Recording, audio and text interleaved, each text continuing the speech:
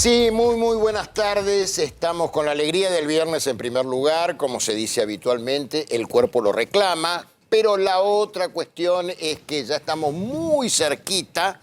En la tarde del lunes va a estar aquí Viviana Canosa, ¿sí? Viviana Canosa va a estar aquí después de una pequeña ausencia que la sentimos mucho, esa ausencia, la queremos acá y, por supuesto, hemos tratado de salvar el rancho. Vamos a ver qué nos dice ella, ¿eh? Pero acuérdese, el lunes estamos. ¿Qué pasa? Nos dará una mirada implacable de nosotros mismos. Hará un juzgamiento. Totalmente. Claro, un ¿Pero puntaje. ustedes qué creen? Sí. ¿Aprobamos? Has hecho un gran trabajo, Campo. Para Campo, la selección. Con 4. Hay dos grandes. Yo con 4 me conformo. Dos grandes momentos de resistencia heroica. Leónidas en las Termópilas y nosotros conduciendo el programa de Canosa. Sí. Las dos. Bueno, hoy tenemos muy buen material. Primero, obviamente, uno de los temas del día, 1 de julio. Empezaron en distintos lugares medidas de prevención contra la pandemia de distinto orden y lo vamos a analizar detalladamente para situar a cada conciudadano a ver qué es lo que puede hacer, qué es lo que no puede hacer, qué es lo que conviene hacer, qué es lo que no conviene hacer. Eso en primer lugar, y adelanto, va a estar con nosotros Carlos Rottenberg, con el cual vamos a hablar del teatro, pero por supuesto no podemos evitar aludir a su vínculo de muchos años con Mirta Legrand. Pero además vamos a hablar de cultura teatral. Después lo tenemos al colega, hoy, no me quiero apurar, Claudio Saboya, y por supuesto algunas cuestiones más vinculadas a la actualidad política. Todo esto empezando ya. Primer tema, entonces, pandemia. Les hice el adelanto y la ministra de Salud, Carla Bisotti, remató con lo siguiente. Los eventos masivos se autorizan en espacios al aire libre, con un aforo del 50% y al menos una dosis de vacuna, y en espacios cerrados con el aforo también del 50% y las 2 dosis de vacunas o una dosis de vacuna y un test de antígeno para mayores de 18 años. A partir del día 20 de octubre también comienza la temporada de cruceros. Para el 1 de noviembre vamos a eliminar los cupos de ingreso a la Argentina. Sin demora, vamos al doctor Edgardo Trivisono, que es consultor nuestro frecuentemente con respecto a los temas de la pandemia. Doctor, gracias. Y la primera pregunta, empiezo por lo más sencillo. ¿Hay que dejar el barbijo o no? Bueno, buenas tardes. Es un gusto, como siempre. Le mandamos un saludo a Viviana. Esperemos que ya Esperemos, dijiste, estamos rezando todos acá. Bueno, a tu pregunta, digamos, desde mi punto de vista, no está recomendado todavía dejar el barbijo. Lo repetimos de nuevo para que escuche. No está recomendado dejar el barbijo, dijo el doctor Trivisono. ¿Por qué? El tema es el siguiente. Hay que dejar un mensaje muy claro sobre esto. La pandemia no terminó. La pandemia está todavía. Y recordemos la variante Delta que circula en más de 170 países, inclusive en países vecinos como Chile, Uruguay, Brasil, que tienen... Es verdad que no ha explotado.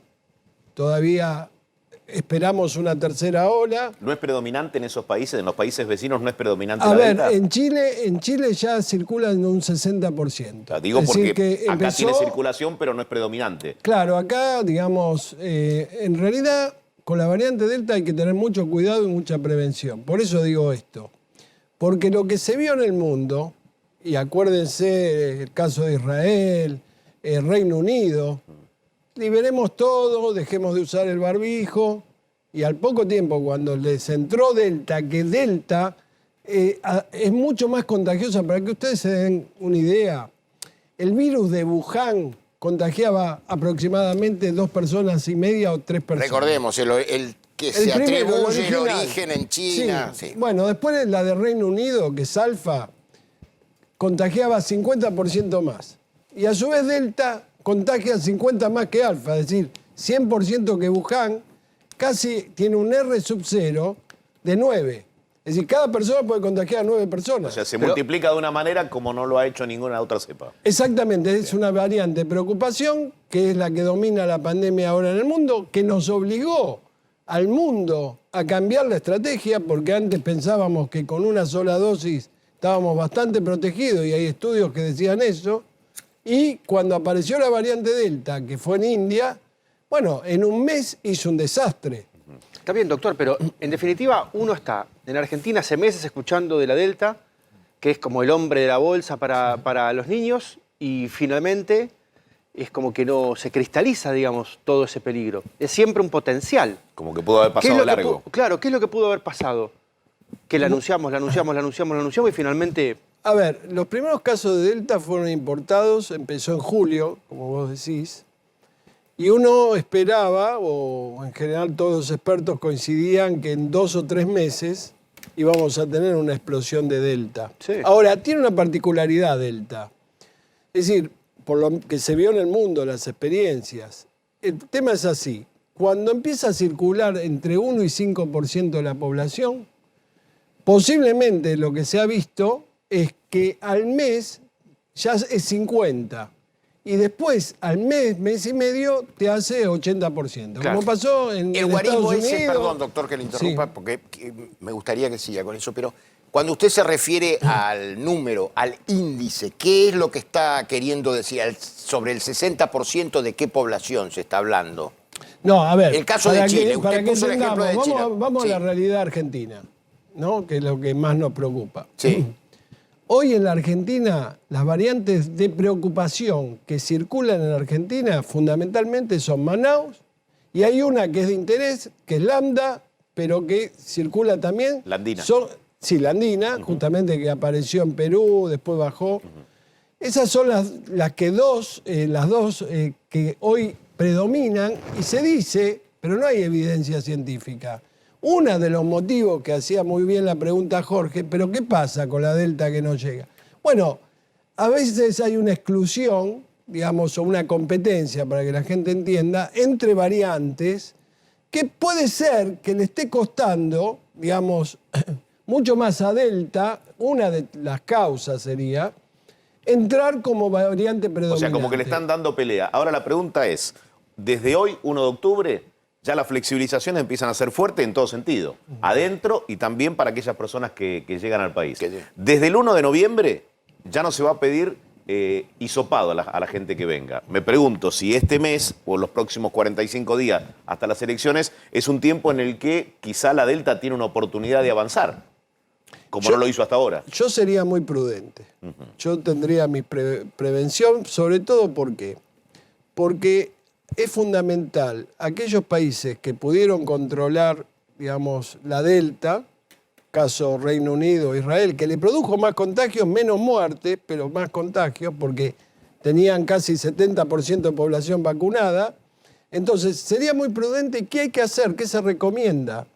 Mucho testeo y mucha secuenciación genómica. Está bien, Que pero no estamos la haciendo. pregunta es si se está haciendo, porque yo lo que pienso es esto. Hoy están dadas las condiciones para que se vuelva a jugar con público en las canchas. Están las condiciones dadas para que ingresen desde los países vecinos por las fronteras. Están dadas las condiciones para que el cupo para aquellos que vuelan hacia el país sea mucho mayor. Los Y hace cruceros. 15 días antes de las elecciones no estaban dadas esas cosas. Digo, ¿hubo un apresuramiento en la toma de estas medidas? A mí me parece que, siempre lo dije, creo que lo hemos conversado varias veces, uno de los problemas graves que tuvo la Argentina es que la gestión de la pandemia estuvo supeditada a la política. Y esto, en los países que ocurrió eso, no solo en la Argentina, la verdad no le fue bien. Ustedes recordarán Estados Unidos con Trump, por ejemplo. Entonces, me parece que como de repente una cuarentena extensísima que produjo un montón de efectos colaterales que vamos a tener que seguir viendo y a ver qué hacemos, porque yo no escucho a nadie que esté pensando en la pandemia, digamos, psicosocial que va a dejar esto, o que ya está dejando. Sí, ¿Están que no preocupados? es muy atendida, digamos, además. Bueno, recuerden Claro, que yo hablé del psicólogo de zona, de la asistencia psicológica. Hoy se sabe, y hoy leí un artículo de la Sociedad Argentina de Psiquiatría, de la cantidad de psicofármacos que se están consumiendo, de los problemas de depresión, Ansiedad. de todo Gente lo que se automedica. Bueno, que se automedica y hablamos no solo de drogas legales, que muchas se consiguen, pero son fármacos, clonazepam, digamos, todo antipánico. Y las fobias, ¿no? Bueno, o sea, que las usted fobias habla de que la, justamente del la pánico, otra vez la fobia, el explicamos. panic attack, como Claro, llaman. como que explicamos que era el síndrome de la caverna, justamente. Claro, eso es lo que se puede medir porque después tenemos que considerar drogas, tenemos que considerar alcohol y tenemos que considerar todos los que están quebrados si no recurren a ese tipo de... Sí. Claro, de salvoconductos. Y vamos a tener que ver también ruptura de relaciones, de matrimonios, de sociedades. Digo, el mismo costo que de alguna manera tuvo el 2001 y nadie quiso evaluar. Va a en ser, términos- mira, Jorge, va a ser peor el efecto que nos deje la pospandemia con las sin pandemias que la propia pandemia cuando se acabe la circulación ¿Del viral. o que 2001 va- hay registro, Doc? ¿Cómo? ¿Del 2001 hay registro?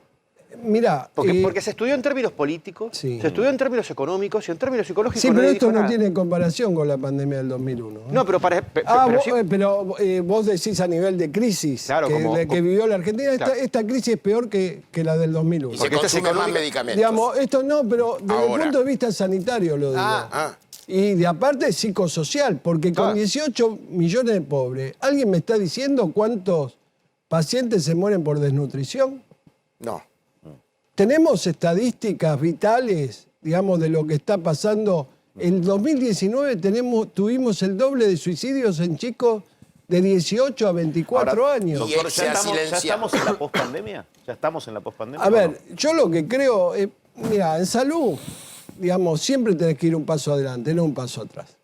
Es decir, mientras que estamos atacando esto, defendiéndonos de esta pandemia inédita del virus, tenemos que estar pensando el resto de los problemas. ¿Pero por qué marca esto? Porque el gobierno Porque usted yo considera, siempre considera tuve- que no se adelantó a las cosas No, que fueron porque no hay ocurriendo. mirada integral de la salud.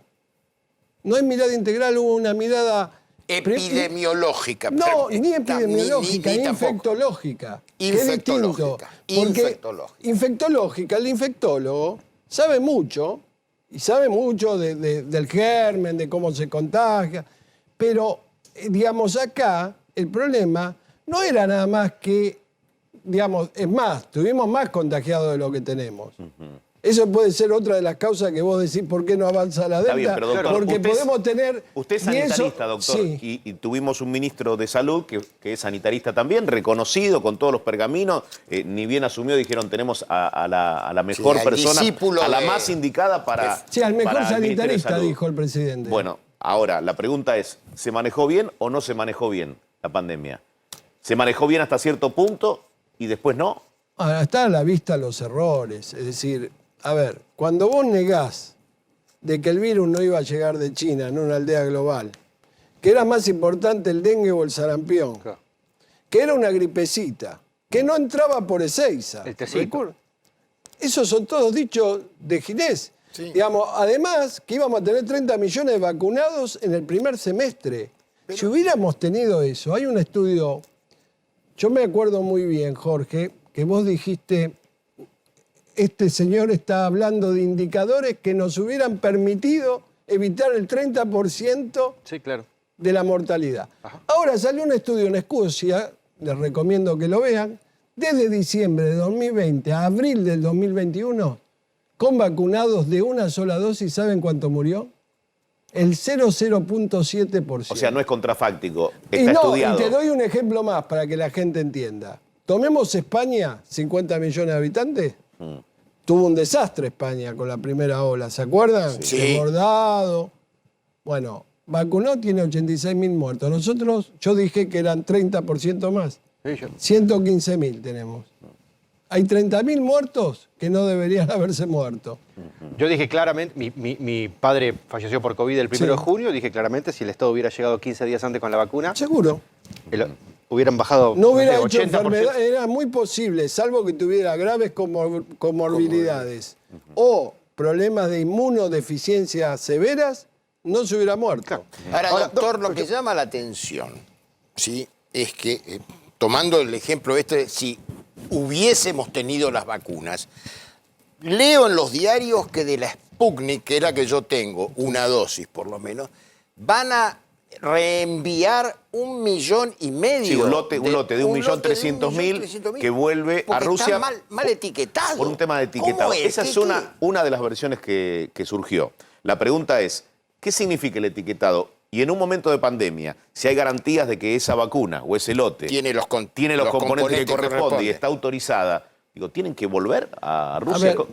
¿Cómo es el tema? Mira, Eduardo, para llevarle, porque te digo, me entra un montón de preguntas en Instagram. Hable todo lo que quiera, doctor, aprovechemos. Es muy importante porque la gente, te digo, está muy confundida, muy confundida. Los mensajes son es un bombardeo tan constante que uno dice una cosa, que el otro dice otra.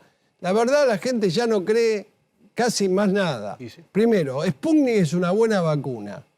El Instituto Gamaleya es serio. Yo tengo 2 dosis de Sputnik. Y la verdad ahora estoy en Europa protegido. no la dejan, no la admiten. Bueno, pero hay un juego geopolítico también que interviene en este negocio de la vacuna. A favor del Sputnik. No, en contra del Sputnik. No, quiero decir, hay un Digamos, juego de especulación geopolítico, digo, que no está contemplando que el Sputnik es una vacuna segura. Pero, digo, aquí se aplicó en la Argentina y no hubo mirá, es inconveniente. sencillo, Eduardo. Digamos, si vos crees, es como si la FDA, por ejemplo, el mayor órgano rector de controlador de medicamentos de Estados Unidos. La ANMAT de allá. Sí, la ANMAT, bueno, nuestra ANMAT que es seria también.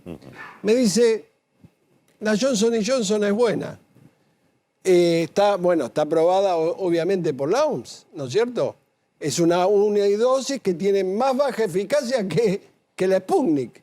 Ahora, si dudamos tanto del Sputnik, ¿por qué no nos permiten llevar un dosaje de anticuerpos? Yo me vacuné con Sputnik, quiero ir a Estados Unidos.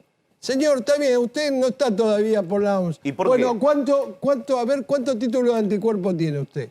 Le muestro el coso, estoy protegido, mire el título que me produjo. Es decir, tendría que ser el regulador nacional, si es serio. El que facilite Claro, esa prueba. es decir, ¿Esos certificados tienen que ser de la ANMAT dados? No. No, lo que quiero decir es que, a ver, ¿cómo se manejó la Organización Mundial de Salud? Primero, Estados Unidos la acusaba de que estaba a favor, Trump la acusaba de que estaba a favor de China, ¿se acuerdan? Sí. Que el virus era de un laboratorio chino, bueno. Ahora, digamos, fue a hacer una inspección en una de las plantas de Rusia, donde se ve la producción de la vacuna, y encontró no sé qué problema de que había una contaminación supuesta, y entonces por ahora no está aprobada. Ahora, hay 60 países que usan Sputnik. Sí, más de 70 en realidad. 70 millones de personas que estamos vacunados con Sputnik. En todos la curva de mortalidad cayó. Por supuesto, Entonces, ahora... nada, la Fiscalía descansa, digamos, es inapelable el dato. Tiene 91, casi 92% de eficacia. Es casi, te diría, viene Pfizer 94 y Moderna 94 y Pfizer 95. Está dentro de las que más eficacia tienen en protección. Ahora, con la variante Delta cayeron todas un 10 o un 15%, ojo. Está bien. Sí. Ahora, Párate un segundito nada más. Lo vamos a incorporar porque está en espera Claudio Saboya, nuestro colega, nuestro amigo querido Claudio colega. Saboya. Hola, Claudio, buenas tardes. Hola Carlitos, Eduardo, ¿cómo están todos? Bien, quédate porque está el doctor Trevisono dando algunas explicaciones. Es sobre el tema de las nuevos, lo que hoy comienza, digamos, como nuevos protocolos y demás. Y te pregunto a vos, que estás en casa de gobierno muchas horas, esto nos sonó un poco, lo dijimos, a demagogia. Fútbol, cambio en 10 días, no sé qué habrá cambiado, que entonces parece que pasó el peligro. Barbijo no obligatorio. Barbijo no obligatorio en algunos lugares, que además ahí hay que aclarar porque en unos lugares te prescriben ciertas la cosas. confusión en la ciudad de Buenos Aires es... Yo creí que hoy empezaba, claro, hoy me lo podía sacar. Yo estuve caminando por el centro y mucha gente sin barbijo, pero otros confundidos en algún local y todo, y decía, sí, afuera no hay que usarlo acá. o se puede no utilizar. Digo, también la comunicación fue importante y me parece que el 21 de septiembre marcaron que el barbijo dejaba de usarse porque no hacía falta el aire libre. Y no lo tomaron así toda la ciudad. Claudio, ¿vos qué pensás? No, coincido con la mirada esa, porque son medidas que están enmarcadas en otra lista de medidas económicas, sociales, hasta geopolíticas, si querés, que pretenden como un relanzamiento del gobierno con, comillas, buenas noticias. A todos nos gusta dar buenas noticias y mucho más recibir buenas noticias. Lo que ocurre es que en un proceso que venía siendo tan largo como es el de la pandemia y el control o la gestión de esa pandemia con la cuarentena, hasta ahora la verdad es que no había nunca se había hablado de estas medidas hasta las elecciones PASO de hace una semana. O sea, el resultado de Nunca se las había hablado PASO de esto, ni precipitó siquiera había todo, plazo. Claudio. No hay ninguna duda, pero esto es un dato, digamos. Lo que nosotros, periodistas, y yo creo que los ciudadanos, queremos siempre saber es cuáles son los motivos para tener a toda la población en su momento encerrada en una cuarentena larguísima, cuando pedíamos que se diera, o no tener clases en los colegios, y ahora lo mismo, cuáles son los motivos para que en este momento, hoy, 1 de octubre, de golpe las cosas cambiaran de negro a blanco. Eso es nada más. Digo, para ir más Y nada cerquita, la primera semana de septiembre, previo a las PASO, ¿estaba en carpeta? ¿Había papeles en los que constaba manera. que iba a volver el público De al ninguna fútbol? manera. Digo, si bien se deslizaba desde hace mucho tiempo, digo, la carpeta con las flexibilizaciones apareció ahora. Totalmente. No solo apareció la carpeta, Eduardo, sino que se tomaron unas cuantas decisiones sin ninguna carpeta, muchas de las cuales son contradictorias Por ejemplo, entre sí. Fíjate, y por ejemplo, la gente que no sabía qué hacer con el transporte. Decía, puedo ir a la cancha, pero ¿en qué voy? Si los colectivos no están habilitados para tener determinada cantidad de pasajeros al mismo tiempo. O sea, se tomaron medidas sin seguir una lógica, una coherencia y una progresividad como la que habíamos tenido hasta ahora. Esto es así, no es indiscutible. Claudio, antes que por favor quédate porque queremos seguir conversando ya más de política y de cuestiones vinculadas a lo que sucedió ayer, a lo que se espera sobre las próximas horas, este tiempo feliz que está llegando, ¿no? Que parece que todo se arregla. Quisiera un cierre suyo en dos aspectos, doctor. Primero, usted dijo que tenía varias cosas que le preocupaban. Algunas las enunció, otras no. Si queda alguna en el tintero, vale mucho la pena ponerla porque la confusión es muy grande. La comunicación es muy deficiente y la gente se angustia y se preocupa y quiere saber a qué atenerse. Y la otra cuestión es que quedó muy claro y yo diría que se articula con el momento actual, que entonces se improvisó, se bajó la importancia y ahora que vienen las elecciones se aumenta, digamos, todo lo que tiene que ver con medidas que liberan de ese encierro que hemos vivido. Quiero, y yo conozco su humanismo y su ciencia, quiero un cierre suyo. Bueno, en primer lugar, vuelvo a repetir, para todos los que nos están escuchando, que debe ser mucho, primero, la pandemia no terminó. Hay que seguir cuidándose, hay que usar el barbijo, lavarse las manos, mantener el distanciamiento y esto no se puede relajar hasta que por lo menos mínimo tengamos 70% de la población vacunada. Recordemos que solo la ciudad de Buenos Aires tiene casi 63% y la provincia de Buenos Aires, que es la que marca qué le pasa al país, tiene aproximadamente 48%. Es decir, estamos llegando al 50%. Otros países con 50% tuvieron una explosión de Delta. Entonces, yo les recomiendo, y otra cosa fundamental, porque cada vez lo escucho más, la vacuna hasta ahora es el arma fundamental. Si bien están apareciendo medicamentos que van a ser en un futuro como el Tamiflu para la gripe, Hay una píldora, ¿no? Que se fue. Hay tres, digamos, laboratorios. Una a la que te referís vos es la de Merck, que anunció hoy, que es un antiviral, pero mientras tanto, nuestra mayor protección hay que vacunarse. Y también al gobierno le recomiendo que tiene que seguir testeando, porque 52.000 testeos con 2.3 de positividad es muy bajo. Cuanto vos más testeás, más encontrás. Y la secuenciación genómica. Tenemos un aparato que se compró por $1 millón, que por un repuesto que no se sabe hace 8 meses, No está funcionando y podría hacer 3.700 secuenciaciones genómicas diarias. Y esto es muy importante para saber si detectamos delta, cómo lo aislamos, todo. La segunda pregunta, ¿a qué te referías? Disculpa. Me refería a la dimensión política del asunto. Se empezó atrasado, un paso atrás desde el punto de vista, digamos, epidemiológico y de la prevención, que no. Y ahora es como que todo está liberado, ¿sí? Y no sé qué cambio infectológico puede haber habido en 15 días, pero vamos al fútbol. Para que te des una idea, o se den una idea, en agosto, julio del año pasado, estamos como ahora. ¿Por qué estábamos todos cerrados en julio? Y ahora abrimos todo.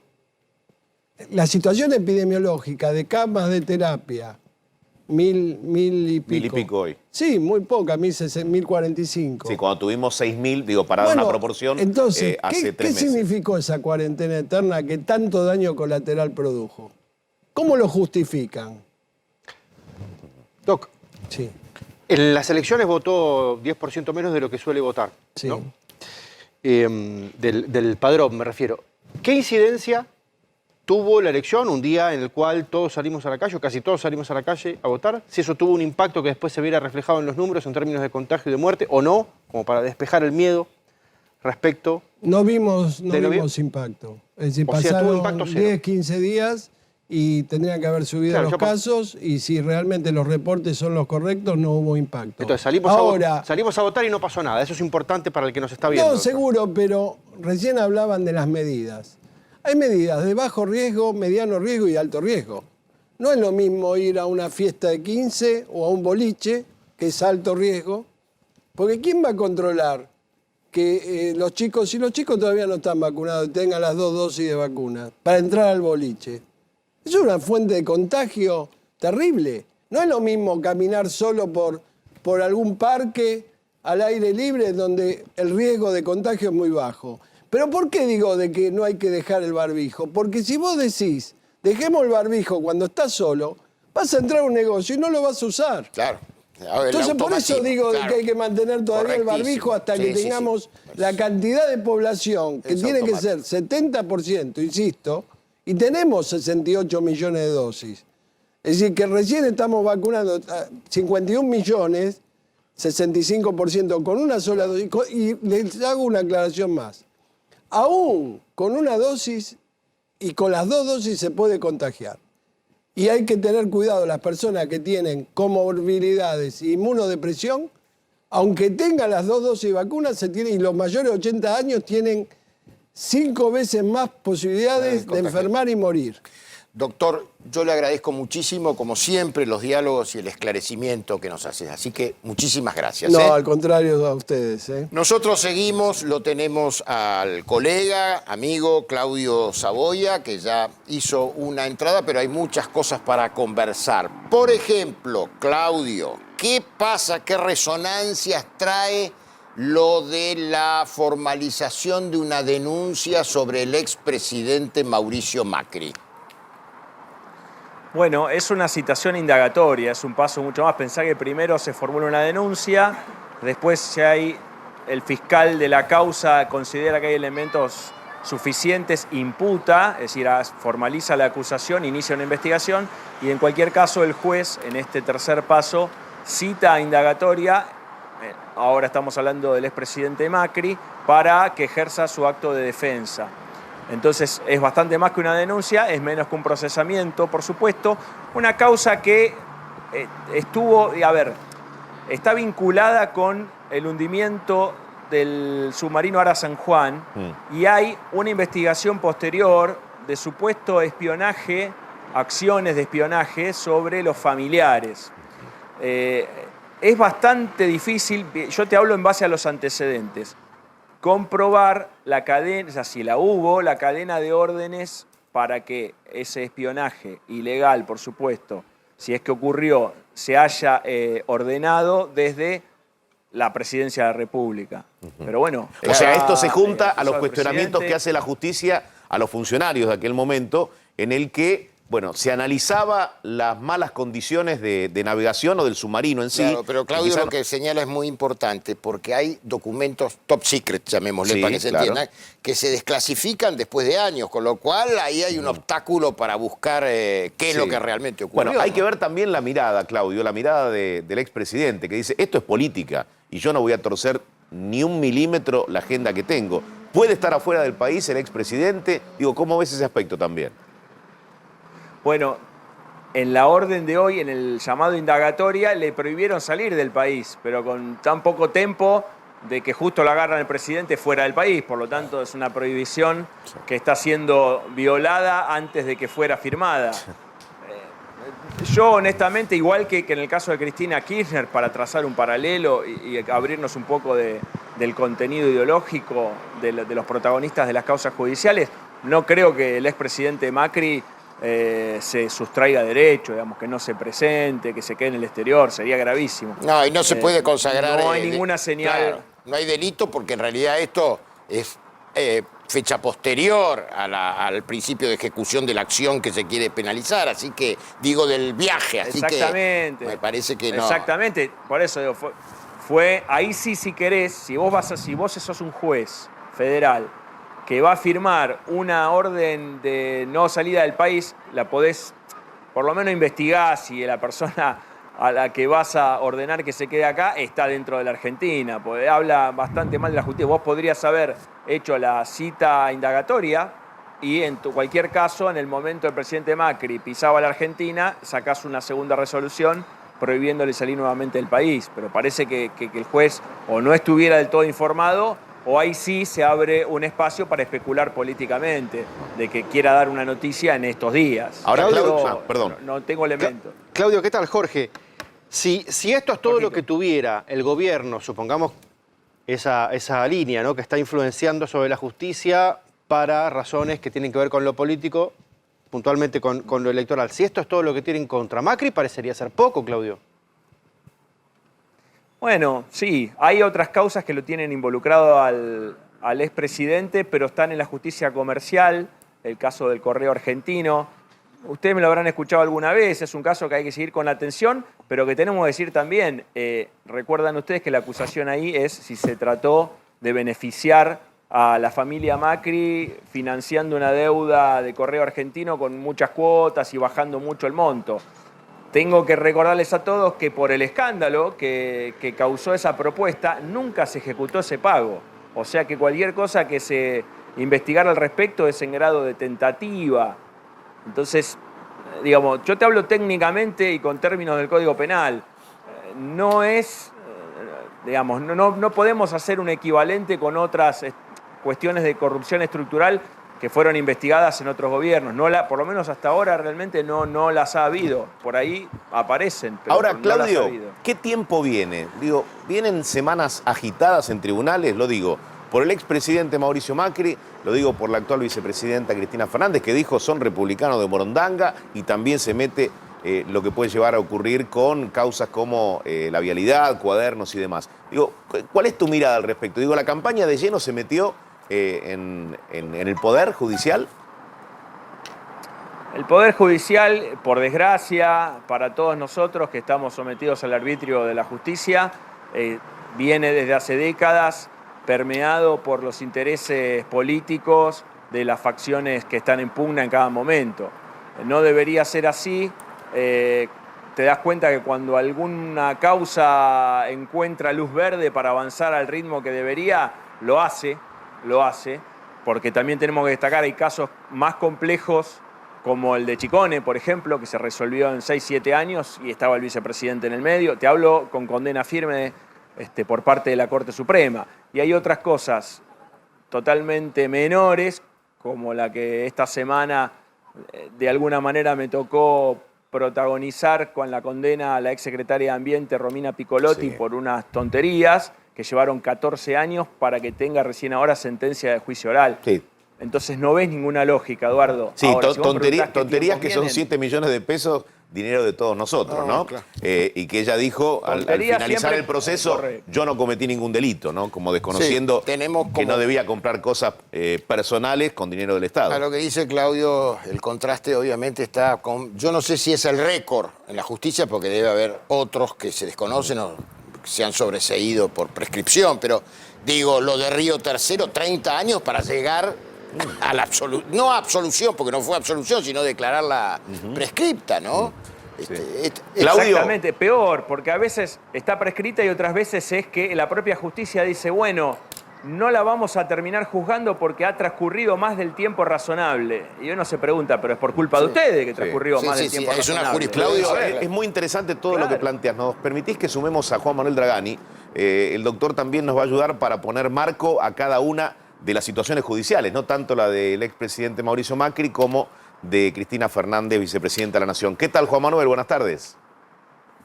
Hola Eduardo, ¿cómo estás? Carlos, Jorge, Hola. ¿cómo están ustedes? ¿Qué Claudio, tal? también te saludo. ¿Cómo están? Querido amigo, ¿cómo estás? Un placer. Bien. ¿Podemos trazar una línea Muy de bien. cada una de las situaciones judiciales? Digo, sintéticamente, de lo que le está sucediendo a Mauricio Macri y a Cristina Fernández.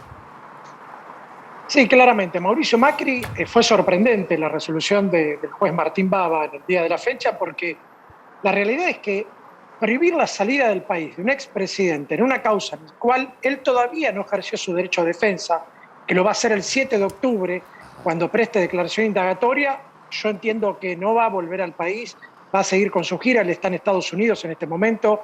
De hecho, antes de ayer prestó una especie de conferencia y presentó su libro acá en la Universidad de la Florida. Por eso resulta irrisorio que el juez dicte una prohibición de salida del país cuando el expresidente está fuera del país. Y máxime cuando todavía no prestó su derecho a defensa, ¿no? que lo va a hacer el día 7 de octubre. Ahora, ahí ustedes hablaban con Claudio si el Poder Judicial se mete directamente en la campaña. Claro que sí, claro sí. Y la Lógicamente, política también en las decisiones de la justicia, influencia en las decisiones de la justicia. Yo no tengo dudas, pero no es de ahora, desde hace las últimas 3 décadas el Poder Judicial ha marcado la agenda política y también la cuestión electoral, ¿no? Lo que sí vos hablabas, Eduardo, las próximas semanas que va a ocurrir con Cristina Fernández de Kirchner. Va a ser clave la causa de memorando con Irán, pues seguramente va a tener fecha de debate oral. Causa Cuadernos está un poco más relegada a la cuestión, el Tribunal Oral Federal 7 es una causa en la cual yo conozco muy de cerca porque trabajo como abogado defensor en esa causa. Está un poco parada la situación, tiene varios incidentes y yo creo que eso va a demorar un poco más, pero vialidad y memorándum con Irán, yo creo que las próximas semanas van a ser claves para Cristina. Ahora, Juan, hoy se presentó el doctor Lanús y el doctor Garabano y Pérez Chada como abogados defensores de Mauricio Macri, y justamente el expresidente le planteó que tomaran conocimiento de la causa para que en función de ello ver qué hacía, si él sigue con su gira hacia Qatar o si se vuelve a la Argentina.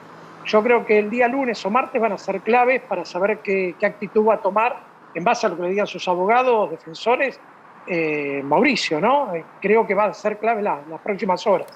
Juan, y le pido a Claudio también que escuche esto porque le voy a pedir también la opinión. El tema me gustaría que lo abordases desde la forma más comprensible y sencilla, pese a que es algo que se sancionó ayer en la legislatura, se sancionó definitivamente en la legislatura de la Ciudad de Buenos Aires, que es habilitar al Supremo Tribunal de Justicia, así se llamaría el equivalente de la Corte Suprema de Justicia en la Nación, en la Ciudad Suprema, para que examine causas. A ver, muchos han dicho que esto es escandaloso.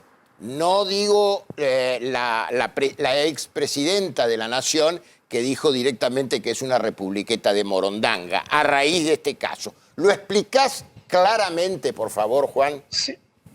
Es una aberración jurídica, Carlos. Te explico el porqué, para que la gente que nos está viendo entienda. Acá tenemos, cuando uno inicia un juicio, tiene una primera instancia, un juez, Cámara que revisa esa sentencia a primera instancia y la Corte Suprema.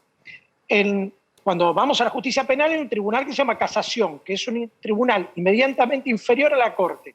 Acá lo que va a pasar es que un tribunal equiparable a la Corte Suprema va a revisar las sentencias de los jueces nacionales, cuando en realidad es una justicia local. la legislación porteña, ¿no?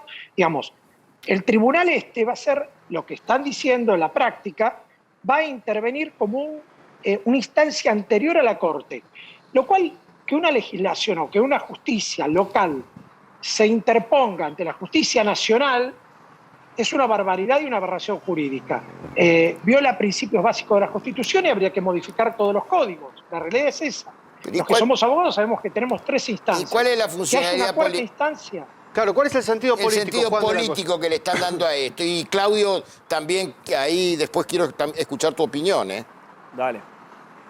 Y seguramente tiene que ver con causas vinculadas también, incluso lo decía Claudio recién, al expresidente Mauricio Macri. Puede tener que ver con eso, es político y sí, claramente, todos se cubren sus espaldas, pero me parece que para la cotidianidad del ciudadano que tiene que acceder a la justicia genera confusión y no puede ser que una justicia local esté por encima o equipare a la justicia nacional.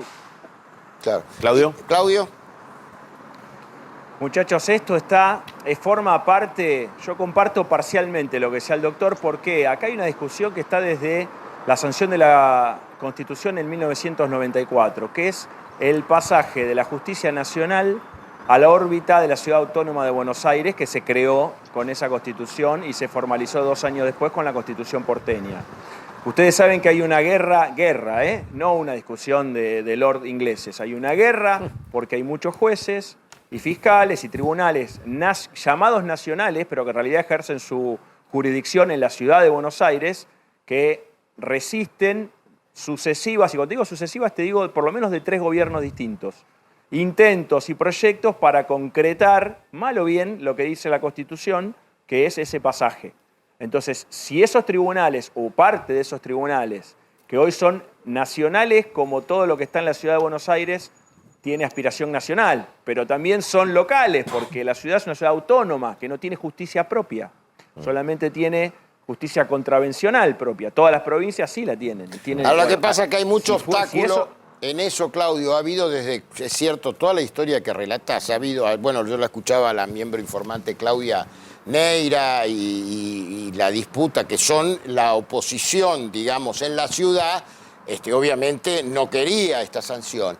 Ahora, el tema es que eso ha venido siempre muy manoseado, ¿no es cierto? Porque era con cuentagotas para algunos delitos, otros no. Eso es lo que te quiero decir. Porque aparte hay hasta temas salariales, y otros temas son hasta de cuestiones... Exacto. Por eso, que no pasan por la política, eso es lo que quiero explicarte. Dale. De hecho, la verdad es que yo haciendo un repaso mental rápido, no encuentro en estos tribunales que tendrían a la Corte porteña como tribunal de apelación, no encuentro causas políticas. La verdad que no las encuentro, porque no son las causas federales que tienen que ver con los delitos de corrupción de cualquier índole. Al fin y al cabo, Carlos, perdón, Juan, al fin y al cabo... nos explica acá el doctor. Claudio y Juan, al fin y al cabo, la opinión pública está del otro lado mirándonos y dice, muchachos, esto es un biribiri fantástico en términos judiciales, pero en Argentina nadie va en cana por nada. No, seguro, eso olvídate. Bueno. No, eso es otra cosa.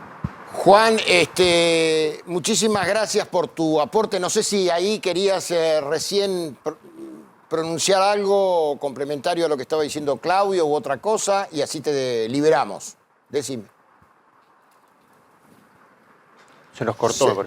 Se congeló, está congelado. Sí, me me permitís que lo sumemos a Ramiro Marra, hombre de la ciudad de Buenos Aires. Sí, a ver qué con opinión aspiraciones tiene concretas. ¿Cómo está, Ramiro? ¿Bien? ¿Cómo está? Muchas gracias por la Bien. invitación. Te puedo dar una frase, un textual de Cristina Fernández que demuestra su habilidad política. Dice, ¿ves para qué quieren Macri, Larreta y Vidal más legisladores? Además de sacarte la indemnización por despido, quieren garantizar la impunidad de Mauricio Macri. ¿Cómo observas todo esto que planteamos en términos judiciales de lo que viene y la situación que vivimos hoy, Ramiro? Fíjense que cuando uno habla de justicia, o sea, habla de que no quiere que le roben, de que no quiere tener problemas en la justicia laboral. Los políticos hablan de sus problemas. O sea, la discusión termina siendo la de ellos. Ellos siempre hablan de la justicia federal, ¿vieron? O sea, ellos tienen problemas con la justicia federal. Las personas de carne y hueso, porque ellos parece que no son de carne y hueso ya, tienen problemas con otro tipo de justicia. Digo, tiene que funcionar la justicia federal, tienen que funcionar los pequeños casos y las causas grandes, todo. Por supuesto, pero ellos se preocupan solamente por la de ellos. Ellos están preocupados. La agenda es otra. La agenda es la de ellos. O sea, ¿cómo puede ser que no estén hablando de la delincuencia que hay? ¿Cómo puede ser que no hablen de los cortes de calle?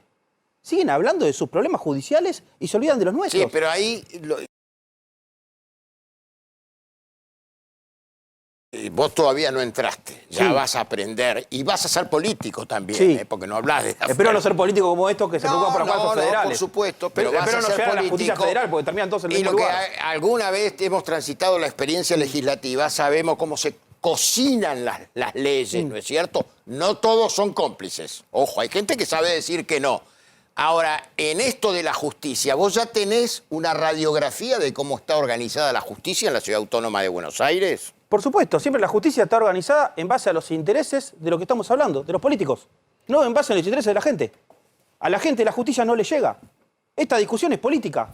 ¿Por qué tenemos que hablar en cuestiones de la justicia en términos políticos, electorales, en términos políticos de los problemas que tienen ellos de sus causas? Y bueno, pero vos sabés que si hay 3 lugares, son 2 para la mayoría y 1 para la minoría. Digo, Sí. acá es una cosa de Está bien, raíz o sea, que pero por eso- Macri no se animó a modificarlo y, por supuesto, la connivencia de ciertos sectores del entonces Frente para la Victoria con lo que entonces era el PRO y sus sucedáneos, arreglaban el señor Víctor Santamaría, presidente del Partido Justicialista en aquel entonces, y la de Marchi. Te puedo analizar fines de sesiones donde era la transacción. ¿Estás dispuesto a denunciar eso vos, por ejemplo? supuesto. No eso que pasó. O sea, pero- primero hay que decir una cosa, no hay que ser parte. Hay que hacerles entender que no todos son parte, o sea, que no somos lo mismo que ellos. Ellos están acostumbrados a manejarse de una manera que no es la manera en la que manejamos el resto en el sector privado, por ejemplo. Ellos están todo el tiempo pensando cómo zafar, pensando qué intercambio hacer. Yo te doy esto y vos me das esto. La Y eso transacción. es lo que nosotros, los liberales, venimos a plantearlo de una manera diferente. ¿Por qué? Porque venimos de afuera de la política. Venimos a decir, mira, nosotros no queremos esto, porque a nosotros nos va mal afuera. Ustedes, mientras quieren zafar de sus problemas judiciales... Ramiro, no es un recurso muy fácil eso de los de afuera y los de adentro, porque hay gente de adentro que es decente también. Entonces, hacer esta exclusión, esta frontera entre quienes son buenos y malos, me parece que es lo mismo que hace el oficialismo con el concepto ese de amigo-enemigo, ¿no? Me parece. Digo, tampoco para es pensar- No, pero está bien lo que Espera, planteas. Vos Ramiro. lo que planteas es... Está bien lo que planteas. Vos lo que planteas es... Ustedes están generalizando. Lo que pasa es que cuando no generalizamos y empezamos a dar nombres, nos empiezan a meter en la discusión de ellos. Yo te empiezo a decir, ¿qué políticos me parece que son buenos y hacen las cosas bien? Ah, entonces se están arreglando con ellos. No. Lo que representan ellos está mal. Olvidémonos de los nombres. Y las Lo que metodologías. representan en términos generales, en promedio, lo que representan. ¿Estamos de acuerdo? Sí, estamos de acuerdo. Después no podemos hablar de particularidades, porque si no nos pone a nosotros una discusión que no estamos. Te cuento que una vez en la historia de la legislatura se llamaba Consejo Deliberante en aquel entonces, yo le llamaba Consejo Delirante, en aquel entonces hubo que intervenirlo y cerrarlo por todas estas cuestiones, porque ahora aparece, junto con esto de la justicia, apareció cierta modificación a los códigos edilicios, que vos sabés que eso no es gratuito. Hay 12 torres más que se van a hacer en la Ciudad Autónoma de Buenos Aires. Y eso se cambia entre gallos y medianoche, que son las codificaciones. Vos eso ya lo vas a ver. Totalmente, totalmente. Son las cosas que nosotros vamos a transparentar. O sea, vamos a transparentar por el lugar de donde salimos también muchos de nosotros. O sea, nuestro discurso de los medios de comunicación, de las redes sociales, estamos dando la cara de hace tiempo. O sea, somos nuevos en la política partidaria, pero no somos nuevos en la discusión política. O sea, nosotros no estamos en contra de la política. Nosotros estamos en contra de los políticos tradicionales, el promedio de los políticos, que hacen que las cosas no funcionen y que terminemos discutiendo lo que estamos hablando ahora. No tendrían que ser discusiones. Son cosas obvias lo que estás planteando Ahora, ¿no vos. sentís que de a poco va siendo de la política tradicional? Digo, ¿Quién? ¿la política tradicional te lleva a ser como lo que criticás? ¿Yo? Sí. No, O sea, no, porque te no me interesa. considerás No, diferente, no, digamos. no me interesa. Te porque tengo que darle, o sea, te hago un alto para hacer algo Sí. intergeneracional. ¿Cómo está Claudio Saboya, periodista de política del diario Clarín desde hace muchísimos años? Edad intermedia, no es de los viejos ni es de los jóvenes. Me gustaría escucharlo porque él debe haber escuchado esta discusión. Claudio, ¿qué tenés para aportar? Bueno, cíclicamente como la política no da las respuestas para la cual toda la gente entra en política, y eso yo creo que no hay distingos. En cualquier caso, con el correr de los años, de los tiempos, de las frustraciones, aquellos ideales empiezan a enmohecer o empiezan a ennegrecerse, pero el inicio es siempre igual. Entonces aparecen nuevas fuerzas que interpelan y me parece bien, me parece bien que ocurran. Ahora, siempre el equilibrio, realmente el agua caliente no la vamos a inventar de vuelta en la Argentina. Hasta ahora la representatividad, la república, los equilibrios, los contrapesos, los controles, la prensa libre, la discusión política en cuerpos colegiados. Hasta ahora no hubo una fórmula mejor que esa en ningún lugar del mundo para, por lo menos, que las voces mayoritarias, minoritarias, sean escuchadas y tengan algún grado de representación.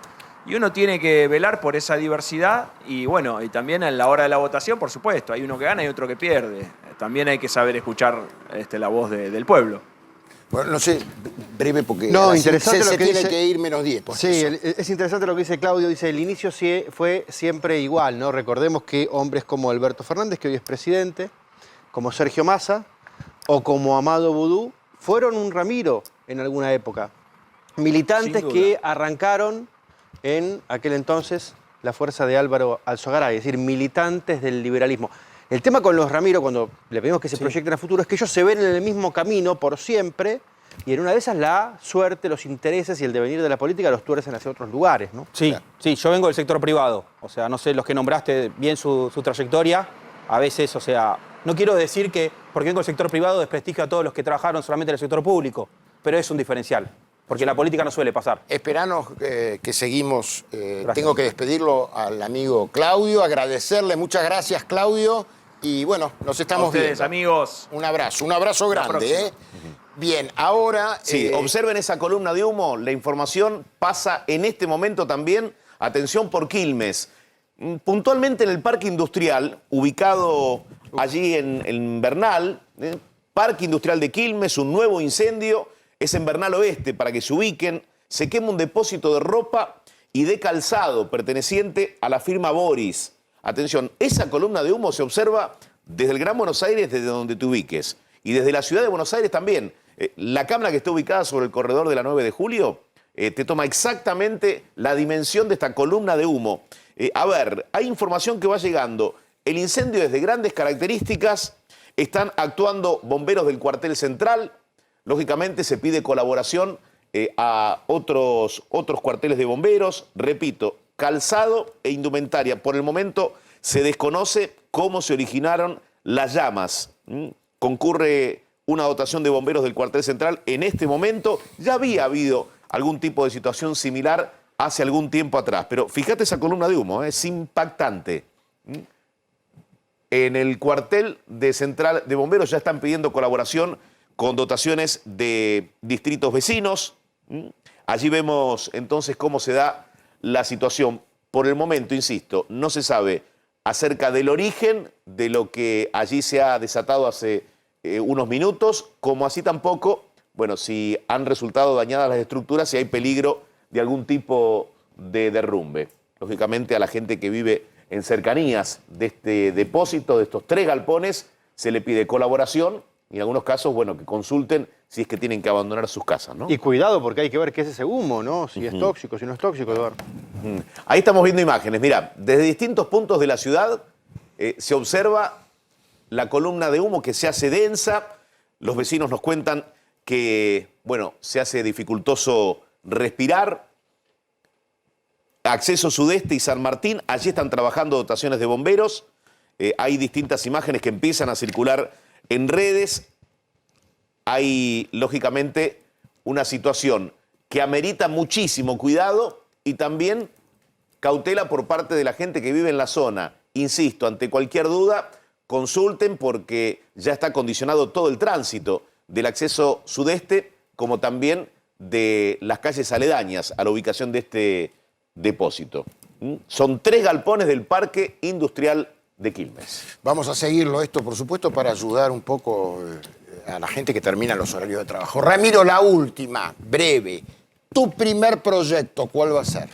Mira, a veces los políticos con los proyectos te vienen a vender un currito para decirte, ay, vos hacés. O sea, la realidad que, o sea, nuestro mayor proyecto es lo que no vamos a hacer, no lo que vamos a hacer. Recordemos que vos estás con Milei, ¿no es cierto? Estoy con Milei en un espacio de ideas liberales, tomando lo que decía Jorge antes. La diferencia con nosotros, con otros espacios que aparecieron antes, es que eran estrategias electorales. Lo nuestro está basado en ideas. Y una base de nuestras ideas es que no vamos a acompañar ningún aumento de impuestos ni la creación de ningún impuesto.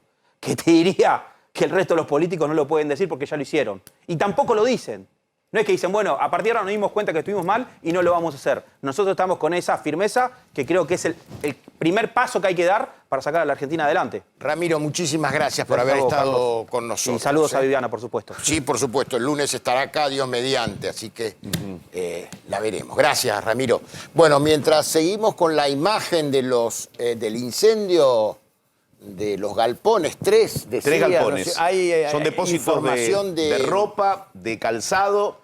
La columna de humo, bueno, muestra la densidad de lo que allí se deposita, ¿no? En estos galpones, insisto, todavía se desconoce cuál es el motivo por el cual se encendió el fuego. No hay información hasta el momento de, bueno, heridos, víctimas. No, por el momento no hay nada oficializado, si bien circula en redes y hay que ser muy cauteloso de que alguien pudo haber estado en el momento en el que se iniciaron las llamas. Bueno, vamos a seguir con la ayuda de Eduardo muy de cerca cómo vaya evolucionando esto, porque es realmente dantesco, valga la perogrullada, ya sabemos qué es lo dantesco.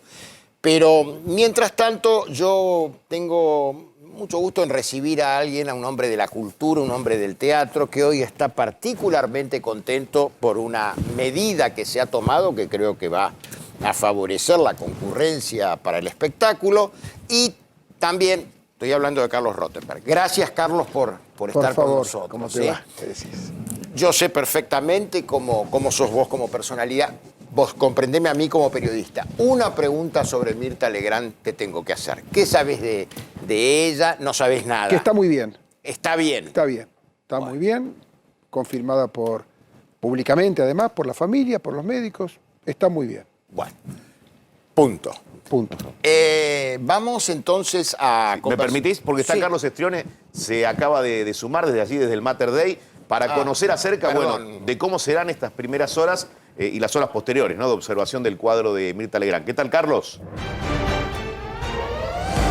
Eduardo, compañeros, muy buenas tardes. Seguimos trabajando desde aquí, desde el Mater Dei, donde está internada todavía Mirta Legrand. Bueno, lo que hay que decir es que el parte que se conoció hoy de la mañana no hay cambios, que está bien, que evoluciona bien después de la operación que se le hizo. Recordamos, ¿no? Se había sentido un poco mal, pero la estaban haciendo unos análisis y ahí es donde salta, bueno, que le tenían que hacer esta operación. Mirta está ahora en la sala de cuidados intensivos, en la unidad coronaria. Está acompañada por alguien de su familia, no podemos confirmar quién, pero ayer estuvo Juanita, estuvo su hija también. Sabemos que Nacho Viale, su nieto y productor de su programa, estaba llegando, si no en la noche de hoy, en la mañana de mañana, de un viaje que estaba haciendo junto con su papá y sus hermanos, un viaje que estaba haciendo en moto por el norte de Estados Unidos, y venía directamente para aquí para ver a su abuela. Y lo que me comentaban aquí es que, a ver, 48 horas es aproximadamente el tiempo que hay que estar en observación después de una intervención como en la que le hicieron a Mirta, pero bueno, lo cierto es que me estaban diciendo que tal vez recién el domingo a la mañana le van a dar el alta para que, bueno, se pueda ir más tranquila, un día obviamente no laborable, no va a haber tanta gente en la calle, para que pueda volver a su casa. Pero Mirta está bien, está mirando televisión, sigue informada. Y recién mañana, a las 11 de la mañana, vamos a conocer un nuevo parte médico. Sí, la recuperación es favorable, ¿no? Porque se habla de 48 horas de observación. Esto se produjo ayer jueves, es decir, si le dan el alta el domingo, estamos cumpliendo con esas 48 horas y un poquito más. Hasta se llegó a decir 72 horas de observación, pero por lo que me cuentan, el cuadro es favorable y no haría falta que quede todo el fin de semana y que el lunes sea externada, ¿no? Claro, sí, así es. Por eso te decía que, a ver, todo apunta al domingo a la mañana, pero bueno, lo vamos a ir sabiendo de verdad con el correr del día de mañana, porque, a ver, se hablaba que Mirta podría grabar un mensaje para el programa que va a conducir su nieta, que podía salir hablando por teléfono un mensaje grabado. Bueno, obviamente hay que esperar la evolución de Mirta. Viene todo muy bien. Lo último que se conoció hoy, bueno, más allá del parte, en el transcurso de la tarde nos contaban que estaba bien. Y este es un dato no menor, ¿no? Que miraba televisión, que sigue siempre. ¿Quién la acompaña en este momento, y Carlos? destacaban una cosa aquí que. No, ahora no te lo puedo confirmar, porque sé que está alguien de su familia, no sé si es la señora que la acompaña siempre en su casa, pero no hay un familiar muy directo, pero está acompañada siempre Mirta y Elvira, me están diciendo aquí, agradezco. Creo que es Elvira quien la está acompañando. Y lo que me recomendaban de aquí, siempre aprovechar estos momentos en donde la pandemia nos da un respiro para hacerse otra vez todas aquellas personas que tenían pospuestos los exámenes, hacerlos, porque más allá de que Mirta se sintió mal, esto lo que me decían fue un hallazgo clínico.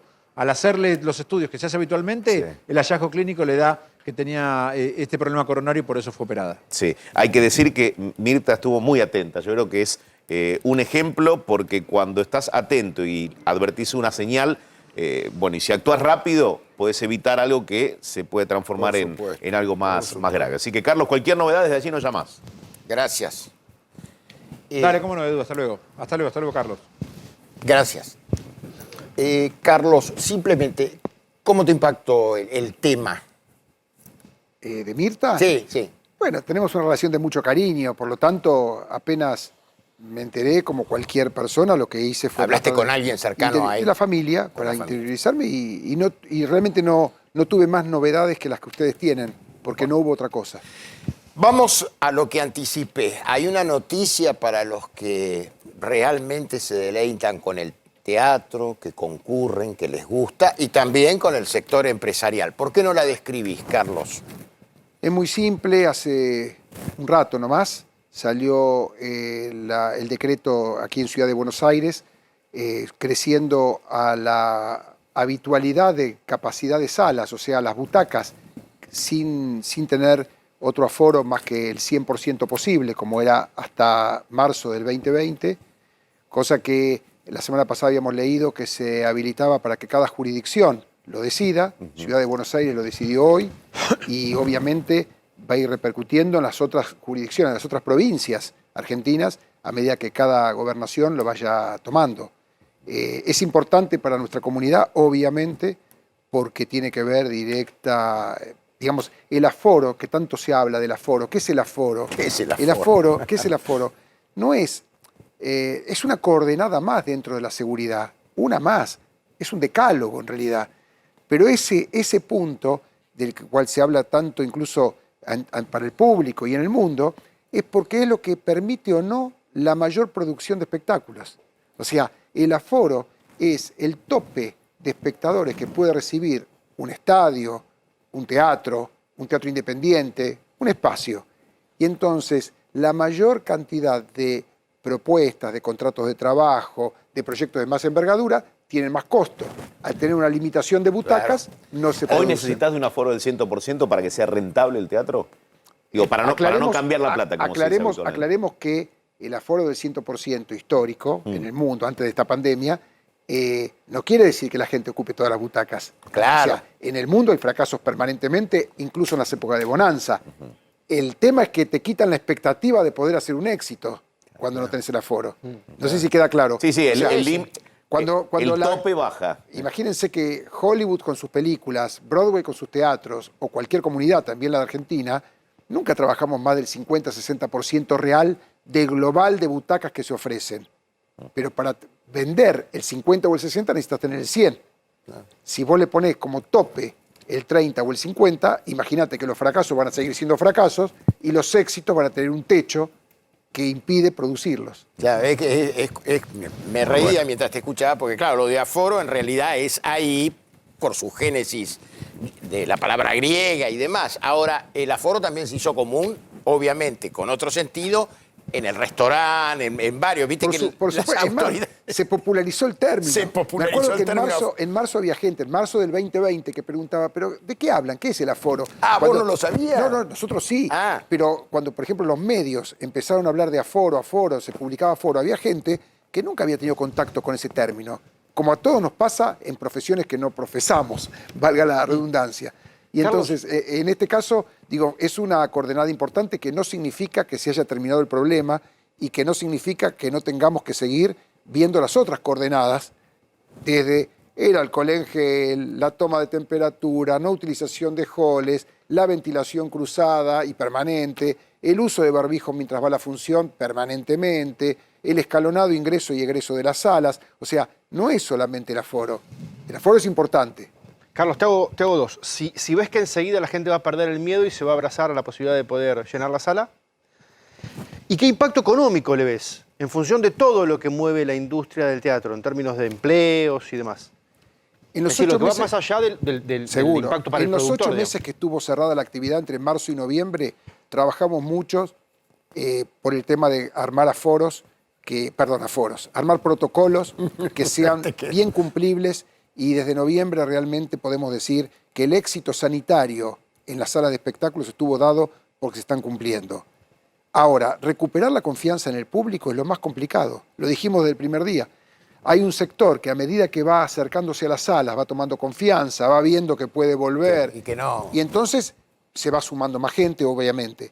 Ahora también conocemos todos personas que dicen, todavía yo a un lugar cerrado no entro. Conquistar eso no lo va a decidir ni los artistas, ni los empresarios, ni un DNU del gobierno. El verdadero aforo lo decide el público. El público es el que lo determina. Y muchos creemos, y sobre todo porque tenemos la experiencia pequeña en relación a esto, que fue la epidemia gripe A del 2009, en aquel momento, no comparable con esto, en el dramatismo que tuvo, tardamos 3 meses en recuperar la confianza del público. Por lo tanto, me animo a decir, y sin hablar de otro tipo de factores que son los económicos, que va a haber gente en el 2022 que no va a volver. Va a tardar un año esto para poder llegar a a internalizar en mucha gente que ir a lugares cerrados es seguro. Repetimos que es la disposición, ¿sí? Formalmente, la de la Ciudad Autónoma de Buenos Aires es el 100% de aforo. Va a salir publicado a partir de este momento en todos lados, porque esto fue un ratito antes de venir. O sea que tenemos la primicia. Y viste que los periodistas jugamos. Bueno, puedo decirte que yo por lo menos es el primer lugar donde lo digo porque no tuve tiempo. Es más, yo me estaba enterando cuando vos me llamaste. O sea que en mucho tiempo no hubo. Sí, Peco de Ansioso, ¿cómo ves la temporada de verano? Digo, ¿cómo ves que se va a armar la temporada de verano? Porque, digo, por ahí pasa también... Estamos haciendo, junto con el gobierno de Mar del Plata, Sí. junto con la provincia y nación, una posibilidad, y estamos viendo que Mar del Plata vuelva a ser la primera gran vidriera nacional post-pandemia. Este es el título que las fuerzas vivas de Mar del Plata, muchas empresas, insisto, el gobierno municipal, hay muchas presentaciones a partir del fin de semana largo que viene, ponderando Mar del Plata por aquello de que es una... Obviamente Argentina tiene un montón de lugares turísticos, pero Mar del Plata es algo así como... está internalizado como si fuese la marca registrada cuando hablamos de verano. Y se está trabajando mucho para esto, incluso con mayor conectividad, con mayor cantidad de vuelos desde distintas provincias directamente a la costa. Pensemos que el corredor atlántico abarca desde San Clemente del Tuyú hasta las Grutas. Es muy largo. Pero Mar del Plata está en el centro y es el que tiene la ciudad que tiene el aeropuerto internacional bien en el medio del agua. Carlos, vamos a unas preguntas más generales vinculadas claramente con el arte y el espectáculo, ¿no es cierto? Señalabas algo que crees que va a demorar mucho recuperar eso de la confianza. Ahora te lo repregunto en función de otros factores que están jugando en nuestro país. Lo del problema económico también lo mencionaste, y yo te diría la falta de entusiasmo para acercarse a un entretenimiento de estas características. ¿Cómo estás viendo vos la evolución de nuestro país con nuestros compatriotas, con esto que quisiera escuchar? Vos sabés que la gente que va volviendo a ocupar butacas en una sala, así como decimos que hay un sector que puede tener más temor, el que vuelve con muchas ganas. Hay como una comunión. El otro día lo hablábamos con Brandoni, porque estamos con él haciendo una obra y él habla al público a la salida, pero desde el escenario.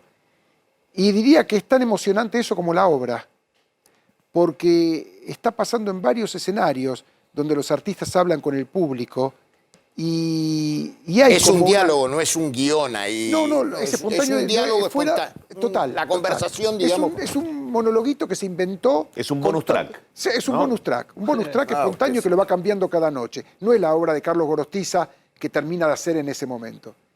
Y eso está repitiéndose. Por ejemplo, el elenco de Brujas también dice algo y gritan, vamos al teatro, y la gente grita en la sala, viva el teatro. Hay, para la gente que consume la cultura del espectáculo de artes escénicas, hay como una necesidad de acercarse. Pasa en los teatros independientes más pequeños, pasa en el Teatro La Gorra, pasa con la gente de la música. O sea, en ese sentido, después tenemos el sector que no llega, porque el problema económico, sobre llovido mojado, veníamos como veníamos, y termina pasando esto. Y también está el sector que incluso pudiendo, como dijimos antes, tiene temor. Pero el fanático está enfervorizado. Y el entusiasmo del que produce, Carlos, del que tiene que pensar en la plata que tiene que arriesgar, en la obra. Pasa que, bueno, mejor esta obra no la hagamos, o hagámosla medio pelo, no invirtamos tanto, no hagamos tanta pompa. ¿Eso sucede? ¿O también son fanas que dicen vamos a revitalizar el teatro y se la juegan? En la Asociación de Empresarios de Teatro y Música somos cerca de 200 pymes culturales. Yo te diría que hay entre 30 y 40 que, no te digo que quedan afuera, no quiero ser exagerado en decir quedan afuera, pero que cuesta que vuelvan a arrancar. O sea, como en todas las Que profesiones. quiebran, que quedan afuera, es que quiebran. Sí, que dejan de trabajar en nuestra profesión al menos. O sea, es una profesión además que tiene mucho de trabajo coyuntural, de trabajo temporario. Entonces, no nos olvidemos que a diferencia de otras actividades, la gran masa de trabajadores de la cultura no tienen relación de dependencia. Entonces, cuando no hay proyectos porque no hay empleador, ¿a quién le reclamás? En ese sentido, yo dije el año pasado, está mucho más protegido el personal en relación de dependencia de los ámbitos que tiene una empresa y que va a seguir cobrando, más allá de la ayuda de la ATP y todo lo que puede eso conllevar, que aquel grupo de artistas, de escenógrafos, directoras, autores, productores ejecutivos, técnicos, ¿quién los contrataba? Entonces, la necesidad de comenzar es lenta porque las empresas están golpeadas y por otro lado, la masa crítica de trabajadores, en muchos casos, hace 18 meses que no suben a tener recaudación. Concurrencia de jóvenes, ¿cómo la ves? En promedio, te estoy hablando de un ciclo más allá de la pandemia. ¿Hablas de público? Sí, de público. Mira, ahí pasa una cosa y vos lo vas a entender rápido. El público de teatro convencional, hay mucho pelo blanco. Por eso lo voy a comprender. Es el verdadero cliente del teatro convencional, somos los que tenemos más de 50, en mi caso más de 60. Hay un periodo donde cuando uno lleva a los chicos al teatro, cuando los chicos se convierten en adolescentes, dejan de ir, buscan otras cosas. Y vuelven al teatro cuando son padres y consiguen con quién dejar a sus chicos. O sea, hay como una franja entre los 16, 17 y hasta más de 40 que son los que menos permanecen o menos habitués son de los teatros. Eso no quiere decir que no haya espectáculos para jóvenes, sobre todo, insisto, en los circuitos independientes, algunas cosas en el teatro comercial, llamémosle así la Avenida Corrientes, que son más específicos para infanto juvenil. Pero en general... Y lo de La Gorra también, ¿no? Lo de La Gorra es una opción también para otro sector. En eso Argentina es maravillosa, porque el público no sabe. Argentina es el único país del mundo que tiene más espacios escénicos en el país que pantalla de cine. O sea, nosotros tenemos un teatro independiente en todas las ciudades del país, en cada pueblo. O sea, esto es maravilloso. O sea, no es solamente las luces de la Avenida Corrientes que son las más sencillas de ver. Cualquier televidente que esté en cualquier rincón argentino conoce algún grupo de teatro independiente local. ¿Sabes qué, Carlos? Yo estoy pensando en la situación que estamos atravesando en nuestro país.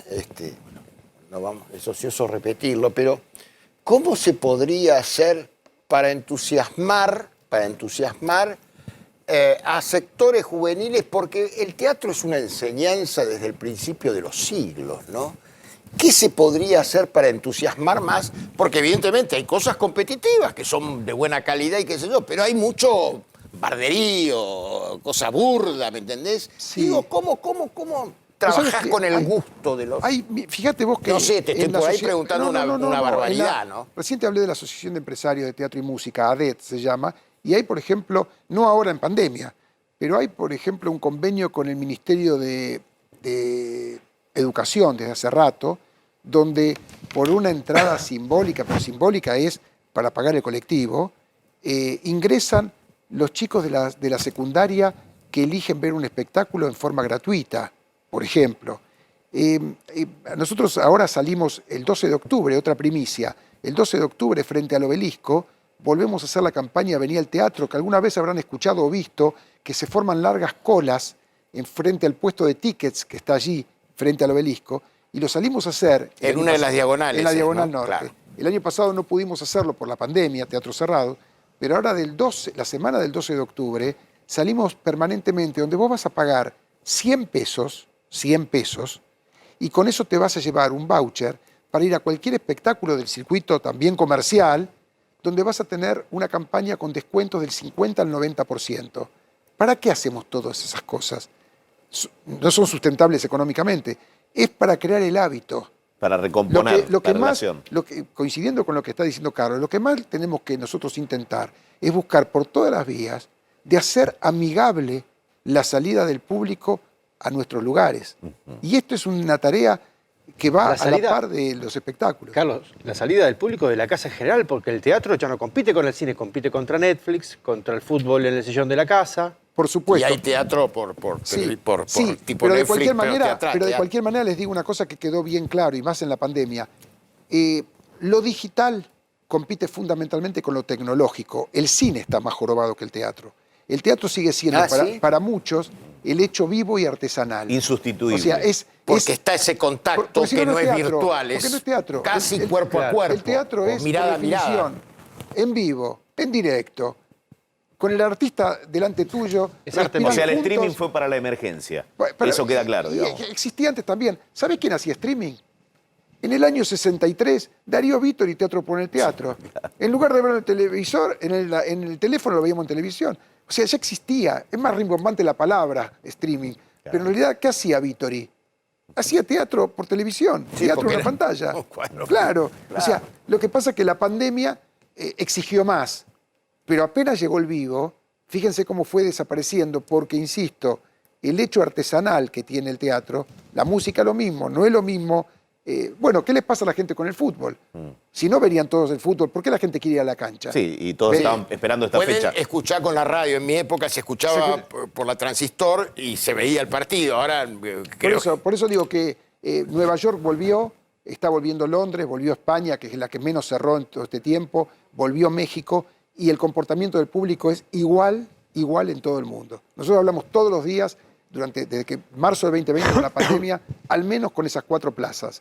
Nueva York, Londres, México, Madrid, España. Y vamos pasándonos los datos y es increíble. Cuando sube 3, 4 puntos la asistencia en Argentina, sube 3, 4 puntos en España, sube 3, 4 puntos en México, cuando bajan juntos, más allá de las vicisitudes económicas de cada ciudad, de cada país. Pero estoy hablando desde el punto de vista del comportamiento de la gente, de animarse o no animarse. Sí. Es raro Pero- porque la situación epidemiológica de cada uno de los países ha ido evolucionando diferente. variando, Carlos. Claro, pero vos fíjate que que España, dije recién, Madrid, ni siquiera España porque no estuvo uniforme, fue la ciudad del mundo que menos tiempo cerró las salas, 3 meses solas.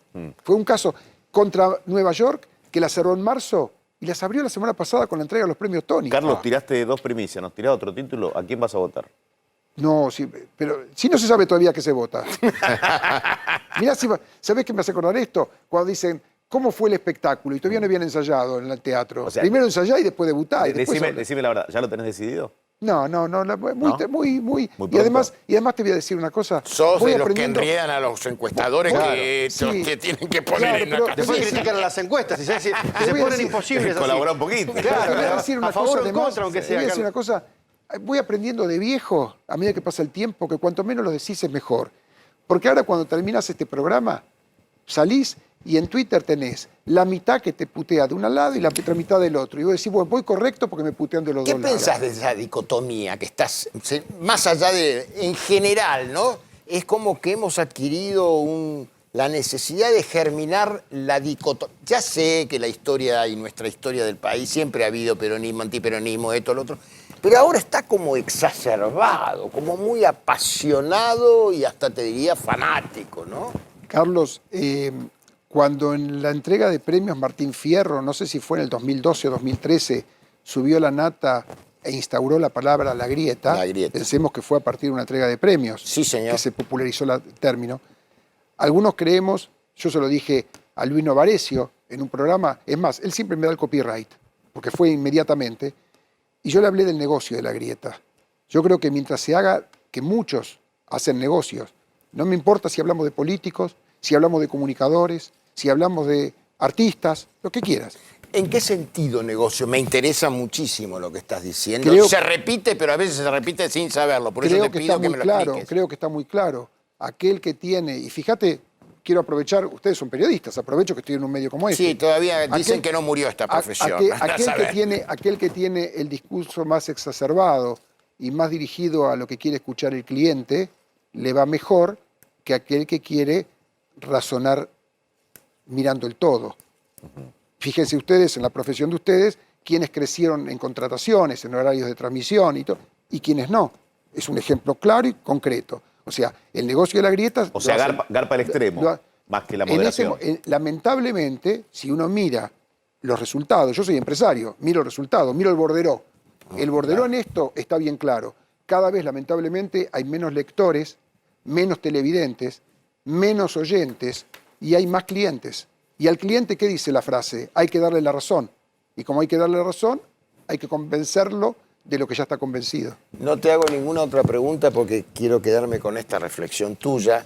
Te agradezco muchísimo que hayas venido. Por favor. Te deseo lo mejor y espero que tengamos otra oportunidad Cuando quiera. obviamente que va a estar Viviana ya acá, pero es una amiga querida.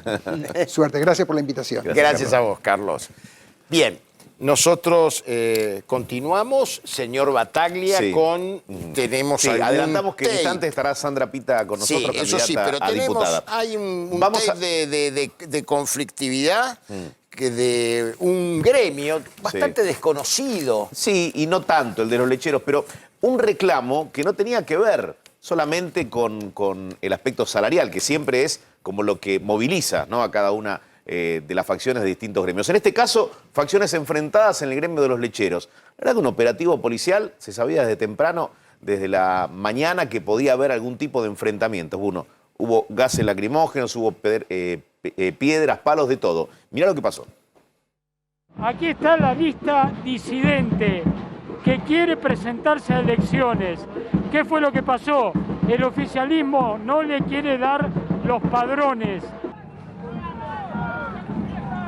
¡Guarda!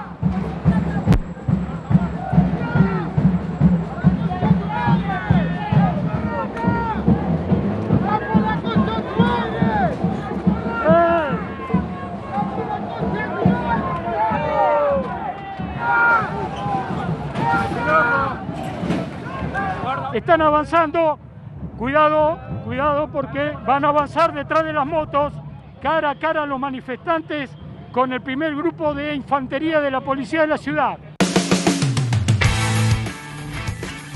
Bueno, hay similitudes, ¿no? Digo, lo que pasaba el otro día con los Barras, donde una facción oficialista de la Barra Brava estaba dentro de la sede, la otra quería ir a buscarla, cerquita una escuela, el Pío XII. Bueno, acá había cerca un jardín de infantes también, como que todos empiezan a estar en peligro a partir de luchas Sí. internas, en este caso un sindicato, ¿no? Un sindicato que, por lo que yo pude averiguar, no tiene representación en la CGT, digamos, fuerte, o sea, que vos puedas alinearlo con Mengano, Perengano, Suntano, no están. Así que andás a ver qué cuestión interna están dirimiendo. ¿no? Digo, no sé si lo hablan esto en la campaña, ¿no? Si es un tema que se plantea. ¿Qué hacer? ¿No? ¿Qué Con los hacer? sindicatos Y bueno. ante posturas bastante fuertes, donde cuando se empieza a hablar de reforma laboral, que no tiene que ver con esto en sí, directamente ya se anula cualquier posibilidad de debate, ¿Cómo organizamos? ¿no? Bueno, pero tenemos una candidata acá, investigadora científica, Sandra Pita, está en el agrupamiento que conduce, lidera el candidato a diputado Ricardo López Murphy. Y bueno, nada, la realidad es esta de cosas que ocurren. ¿Qué meditas vos? Porque vos venís de la investigación, se supone que está esa figura de la Torre de Marfil, yo creo que no es lo de la Torre de Marfil, pero bueno, estás como en abstracción, te vas a meter con todas estas cosas. Con todo el barro.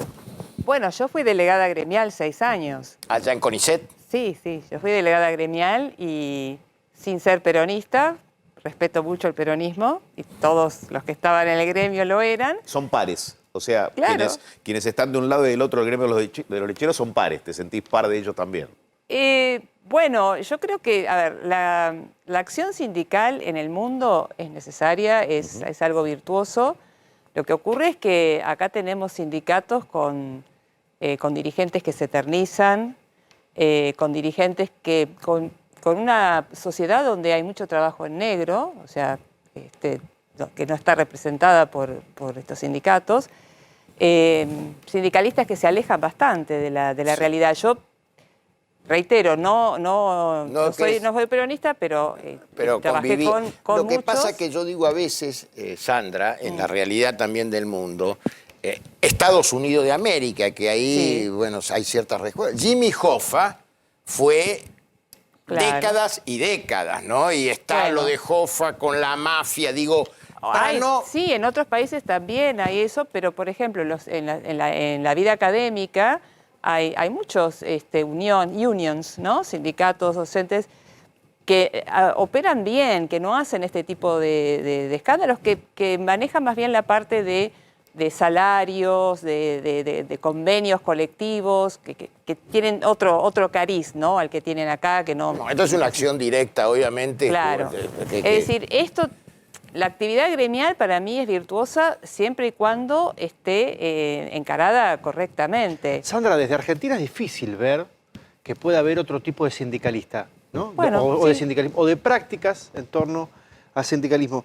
Contanos cómo es eso en otros países del mundo. ¿Cómo reclama un sindicato en otro país del mundo comparado con cómo reclaman en Argentina? Bueno, ¿Cómo son unas elecciones internas respecto de cómo son en Argentina? Bueno, las elecciones internas en otras partes, salvo el caso de Jimmy Hoffa, que yo vivía allá cuando Jimmy Hoffa desapareció. Digo, era patrón de la vereda. Claro, ese, y no se sabía. Yo vivía en el estado donde él vivía, además. Sí, no, en general los gremios así, tipo las unions en el área docente, académica, son muy democráticos, no es que la gente se eternice, son delegados durante un tiempo. Tienen una estructura muy, muy diferente a la que tienen acá. Yo me asombré muchísimo de ver, si bien yo trabajé muy bien y me dejaban, como yo era inorgánica total, porque aprendí que eso de lo inorgánico y lo orgánico lo aprendí ahí, y yo digo, no, mira, yo siempre me encantó la química orgánica, pero soy inorgánica. O sea, no podrías haber sido gramsciana. No te lo permitiría. Ellos ya sabían. En un momento que me dijeron, ya está, porque realmente a mí me interesaba el contacto con los investigadores de todo el país, ver las problemáticas que tenían y tratar de resolverlas dialogando, viendo qué soluciones había.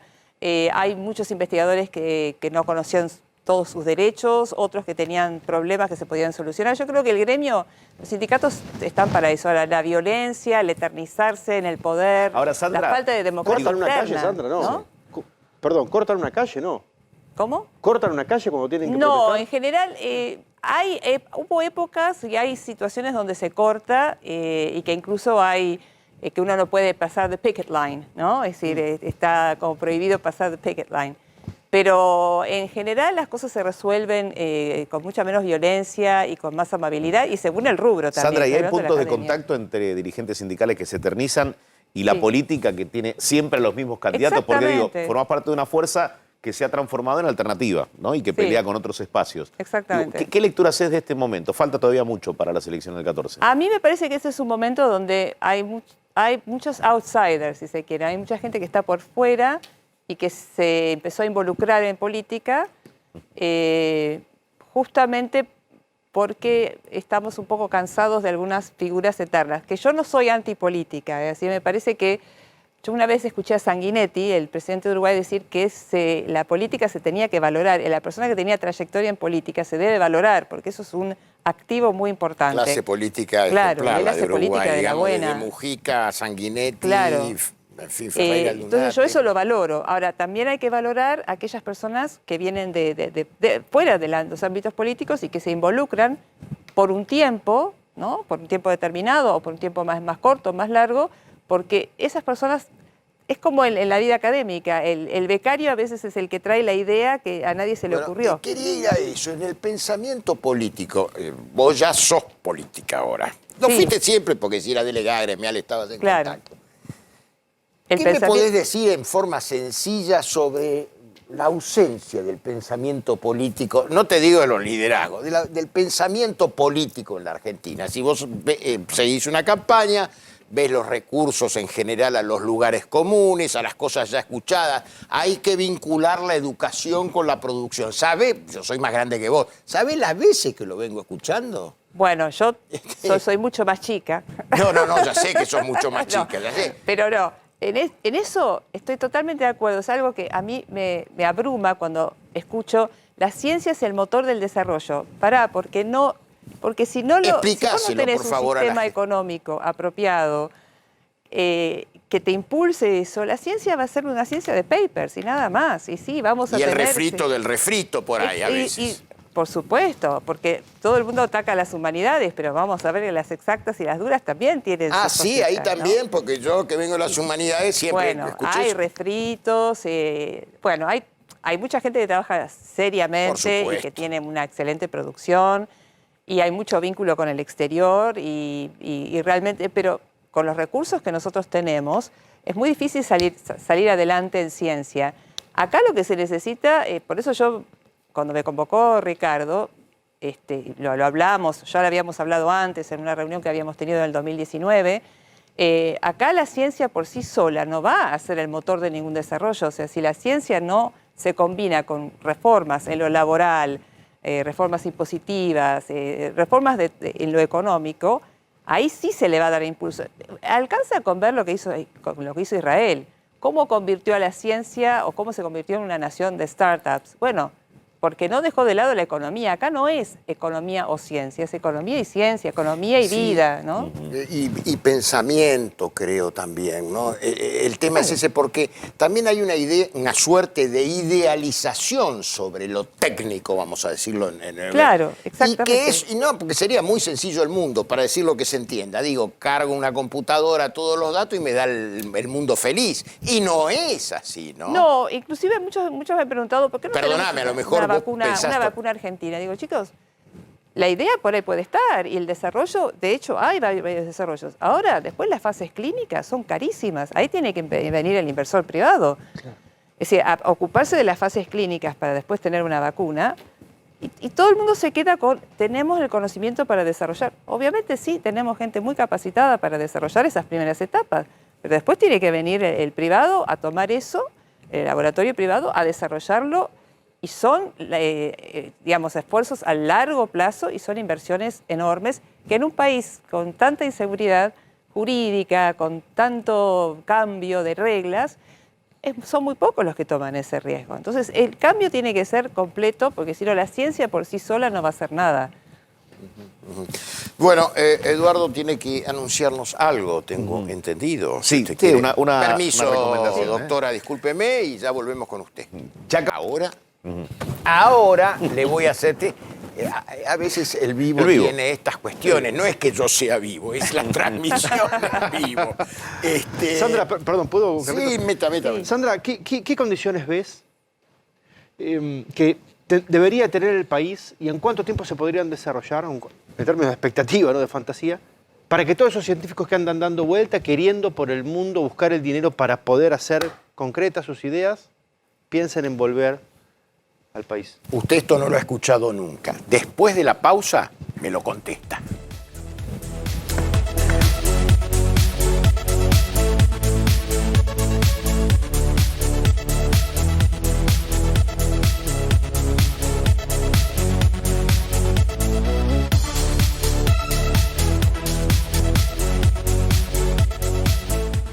Último tramo de Viviana con vos.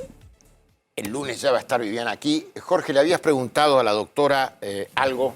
¿Lo Claro, a recordás? Sandra, a ver cuáles podían llegar a ser las condiciones que este país debería generar para que todos esos científicos que están afuera, que se van, que están buscando sus caminos, incluso ese dinero del cual hablabas, la ecuación económica para poder realizar sus proyectos, sus sueños, sus ideas. Para que mí vuelvan. la clave está en liberar el espíritu emprendedor que está esclavizado en Argentina.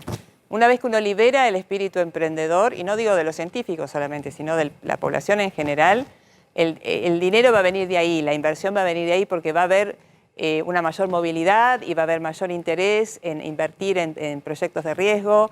Y es simplemente y dificultosamente eso. No tantas regulaciones, dejar que los individuos se desarrollen con absoluta libertad, obviamente con las regulaciones del caso en temas de médicos, etcétera, pero liberar ese espíritu emprendedor, que esa es la propuesta nuestra, básicamente, que la vamos a ir dirimiendo en distintos proyectos. Sandra, qué interesante lo que me decís. Te tengo que preguntar entonces, Sí. ¿vos sos una fundamentalista liberal?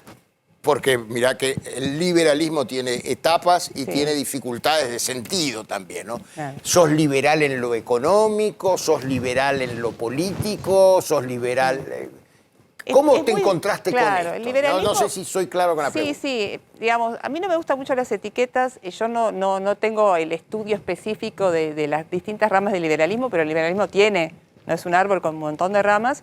Yo soy liberal en lo económico y liberal en lo social, liberal en lo político,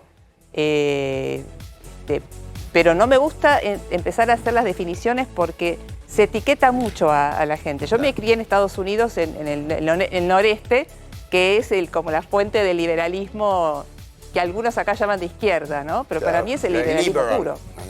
Te hago una brevísima, pero me parece que es de importancia pública que se escuche esto.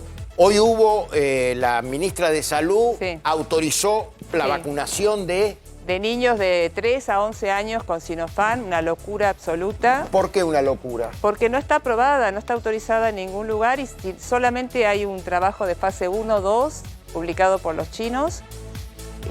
Ni siquiera hay fase 3.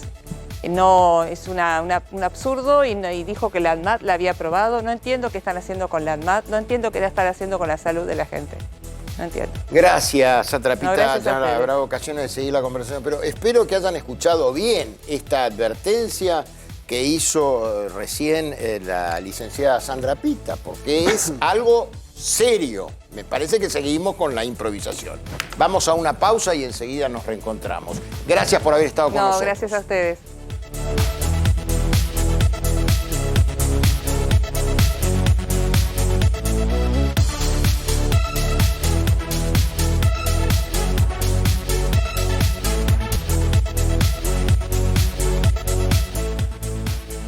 Sí, el último tramo del programa de hoy, viernes, de Viviana con Vos. Repito, la esperamos ansiosamente para el día lunes. Vamos en este último tramo, si te parece, Jorge, a repasar una encuesta y varias preguntas que estuviste haciendo.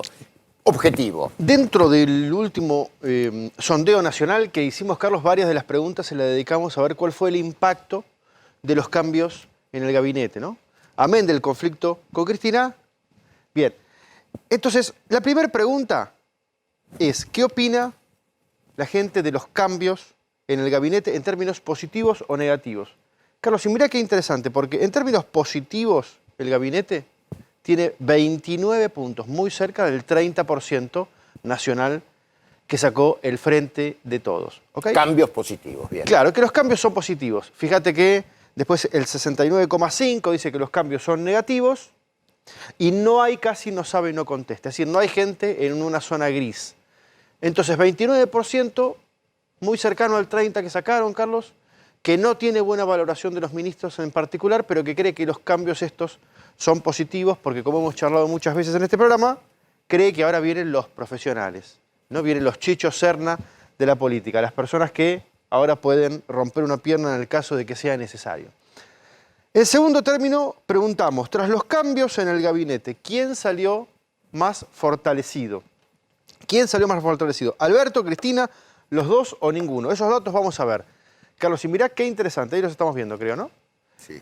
Bien, Alberto salió más fortalecido el 5,9.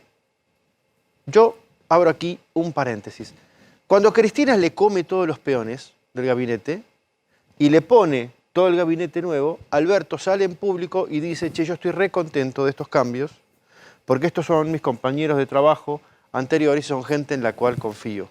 ¿Okay? Es decir, él salió a mostrarse como si la decisión lo hubiera tomado él, o por lo menos en conjunto con Cristina, salió a mostrarse fortalecido. Bueno, Eso lo cree apenas el 6% de la gente, Carlos, 5,9%. O sea, muchas más personas creen en la misiva que publicó Cristina Fernández de Kirchner, detallando cuál fue la cronología de sus reiterados aportes, llamados a 19 veces, lo llamé, no me acuerdo, hay un fragmento en la carta. Sí, Entonces, totalmente.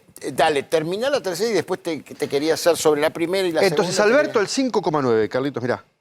Salió más fortalecida Cristina, el 33,5% de la gente. Salieron más fortalecidos los dos, el 16%. Y ninguno salió fortalecido. El 43%, vos acordate que yo siempre digo que en Argentina hay por lo menos 40, 42 puntos de público que son absolutamente anti-kirchneristas, antipopulistas y en alguna medida antiperonistas, y entonces están siempre de acuerdo, en desacuerdo con cualquier cosa que pueda ser positivo, que son las tres opciones anteriores. Y la tercera pregunta es bien interesante, y me parece a mí, por lo menos, muy provocativa. Respecto de la crisis en el gabinete, ¿cuál de estas frases se acerca más a su opinión? Y mira lo primero. Carlos, 43% cree que Alberto debería haber echado en ese momento a todo el kirchnerismo del poder y gobernar solo con el peronismo. Contra 20% que cree que debería haber aceptado las exigencias de Cristina Kirchner, que es la líder del espacio, que es lo que finalmente sucedió. Alberto se doblegó frente a su deseo y al 35% de la población no le importa lo que suceda con el gabinete. Pero vamos a esto primero, Carlos, 43%. Sí.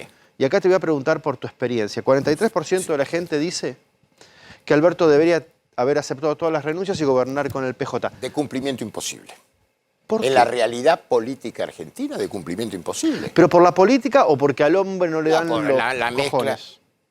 Bueno, cuestiones de liderazgo siempre hay, porque la política en última instancia se encarna en un cuerpo, ¿sí?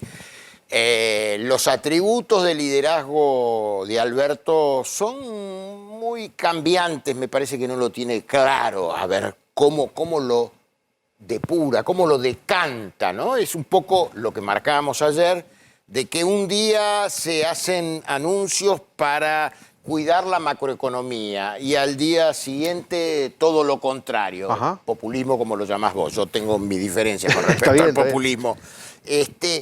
Entonces, bueno, sería para analizar lo que creo que no lo vamos a poder analizar en el presente, creo que con el paso del tiempo. Pero yo te la pido rápido. Sí. ¿Vos me dirías que Alberto es un número 1 o es un número 2? Número 2. Es un número 2. No te quepa la menor Lo interesante, Carlos, es que él, desde que se sentó, tuvo dos ventajas. Quiere jugar de número 1 y hacen operaciones para que juegue de 1. No sirve, no alcanza, porque la realidad es la realidad. ¿Viste? Y está sentado en un lugar de número 1. Y sí, está sentado en el lugar de Lo cierto a mi criterio es que desde que se sentó hasta ahora tuvo dos grandes oportunidades para hacer lo que Néstor hizo con Duhalde, sacárselo encima. En un momento cuando tuvo 68 puntos de imagen positiva, es decir, cuando tenía todo para ganar, Carlos.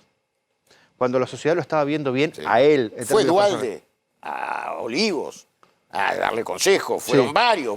Lo que vos decís, obviamente que no salió publicado, pero eran varios los que le soplaban el oído. Totalmente. No le dio el cuero. No le dio el cuero y no sé si lo podría haber hecho. Entonces, oportunidad 1, cuando él tenía todo para ganar. 68 puntos de imagen positiva. Oportunidad 2, cuando no tiene nada que perder, Carlitos. Ahora tiene 17 puntos de imagen positiva, está como de la Rúa. Ahora es el momento donde salís pegando entre las cuerdas y que sea Pato Gallareta. Te cuento otra, que después la podríamos, es compleja, pero la podríamos hablar. Todos sueñan con el bronce. Sí. Todos quieren estar en la galería de los expresidentes, y que se los recuerde. Ciertamente. Con todo el respeto que yo tengo por De la Rúa, aunque disiento que tenía por De la Rúa y disentía muchas cosas, fíjate vos cómo quedó el pasaje de la Rúa en la historia. Ilevantable, además. Ilevantable. Un tipo que era estudioso, un senador, todo lo que quieras, pero bueno, fue una frustración como presidente. O no la supo manejar, no la supo pilotear.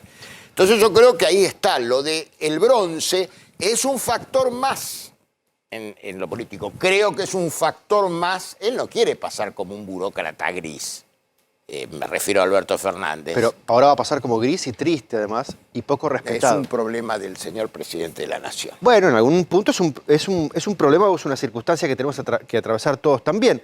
Ayer estaba dando una conferencia en una provincia del interior, Sí. frente a un electorado que resultó ser mayormente opositor. Y cuando mostré esta pregunta les dije, Carlos, este 43%, ¿en qué medida son ustedes? Levante la mano quienes hubieran generado sobre Alberto respeto, se limpiaba todo el kirchnerismo del poder, y el 80% de la sala levantó la mano. Seguro. Pero no responde a la realidad de la política argentina. Bueno. Bueno, nada, sería para seguir la conversación con Jorge mucho tiempo. Pero nos estamos yendo. Voy a saludar en primer lugar a Eduardo Battaglia.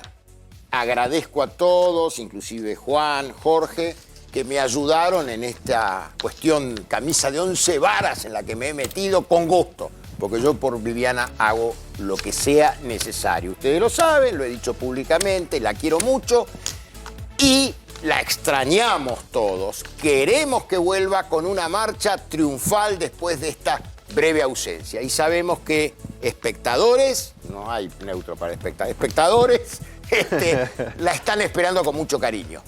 Buen fin de semana.